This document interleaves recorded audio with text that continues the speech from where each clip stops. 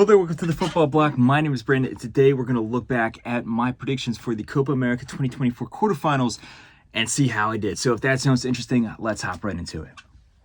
One step beyond.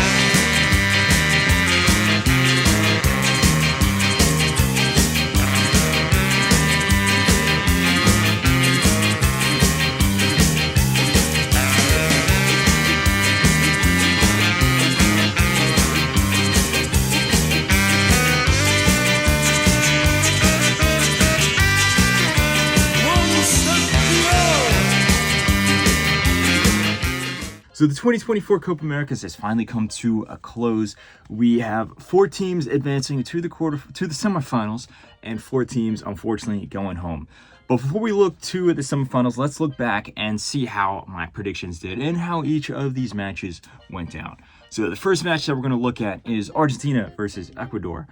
This was a game that was we've seen before at the Copa America, especially at this group stage here. Argentina obviously going into this as the favorites for the tournament, ahead of the tournament, but they haven't fully shown up, I would say. But they still have the most star-studded squad of any team, probably, arguably in the world. And then Ecuador is a team that did just enough to go through to the knockout stage. It wasn't the most prettiest performance, but they did just enough to get out in a tough group over Jamaica and Mexico. Now, I thought that this game was going to be pretty straightforward. I thought that Argentina was going to defeat Ecuador. I said it was going to be 2-0 on the night. I thought that Argentina really was going to show up in this game. I thought Messi was going to grab a goal and stuff.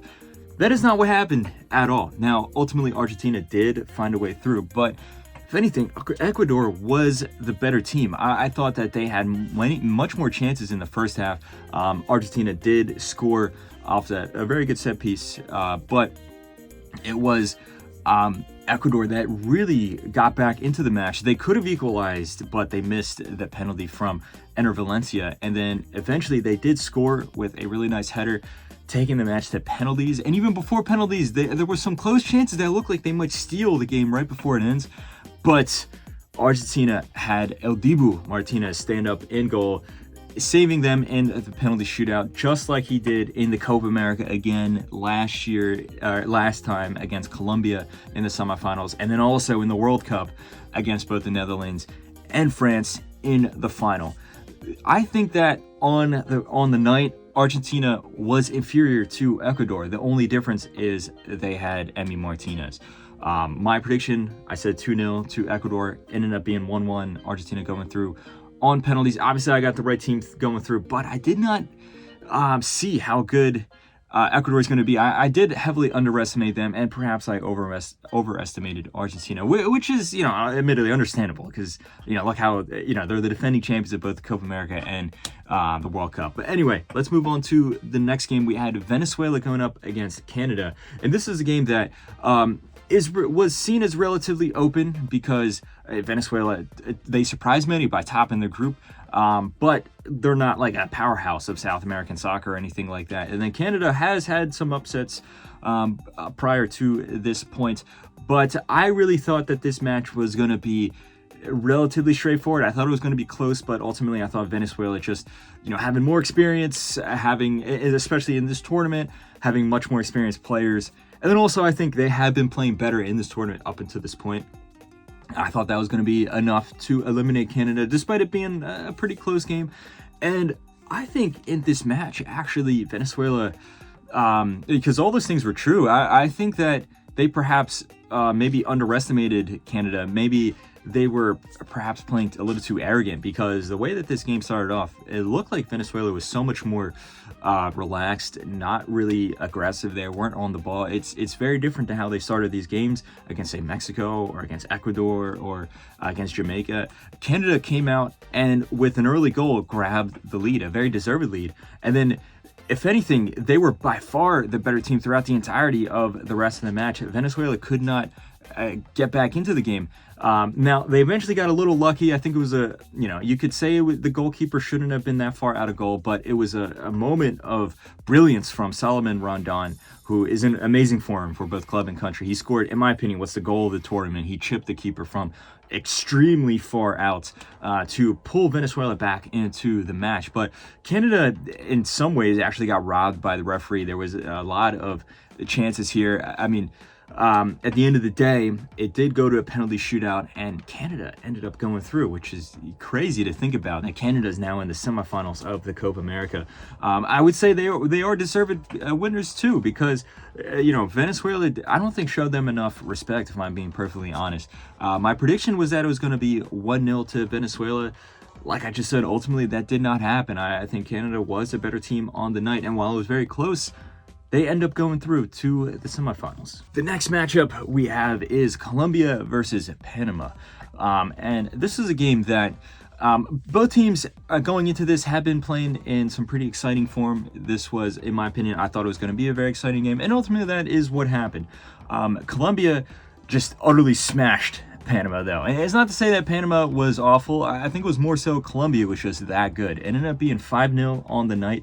I think Colombia did benefit from getting 2 early goals in the opening 15 minutes of the game. Obviously, that's going to set them up for success, and it's really going to completely shred any game plan that Panama had. That being said, Panama did almost grab 1 goal back immediately after going 2-0 down. They had some close chances as well. It's just Colombia is in amazing form right now. I mean, you just look at the way James Rodriguez is playing, 2 assists and a goal on the night. But it's not just James. It's a guy like Richard Rios with that amazing goal to make it 4-0. You also have to look at, their striker Cordoba up top, who has been very good. And their defense is very solid as well.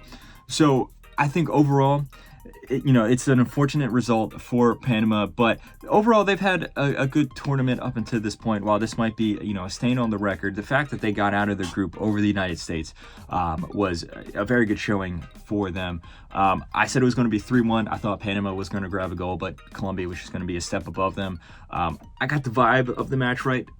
Colombia was a step above Panama, and Panama was close to scoring that solitary goal, but ultimately I got the scoreline wrong. It was 5-0 to Colombia instead of being 3-1. Now let's look on to the last match of the quarterfinals. We had Uruguay going up against Brazil. And this was a match that, at least on paper, could really go either way, because Uruguay and Brazil have such a long in history rivalry going back over a century. Obviously there's so many Copa Americas and World Cups just between these two nations here, but I really expected Uruguay to ultimately come out over top of Brazil, and that is essentially what happened. I think Uruguay has been the better team throughout this tournament. Brazil has been very disappointing, and there's a lot of reasons for that. I think that the mentality of this team has kind of been cracked ever since the past World Cup failures. Compared that to their super high expectations, higher expectations than any other national team in the world. I don't think that the manager, Dorival Jr., has really a good grasp on this team. I don't really think that his selections are the best sometimes, whether it be the formations or the players that he chooses or the players that even called up for this tournament. Some of the big stars haven't really shown up. We haven't really seen the best of Vinicius. We haven't really seen the best from Rodrigo. Even a young guy like Endrick, you can't put this blame on him. But when he played, we didn't really see that electric form that we have seen for Palmeiras or even for Brazil in the friendlies leading up to this tournament. And then also, there's, I think, a lack of leadership. Neymar is missing this tournament through his injuries, and even if he wasn't injured, the form that he's in is nowhere near where he needs to be. Thiago Silva is very old. Obviously, there's no more guys like Casemiro is in bad form, and also it has a bit of an injury as well. So this team, it all added up to being a bad performance for Brazil throughout this tournament. Now, they did make this game really tight. I thought that Brazil actually had some really good chances early on, especially through Rafinha.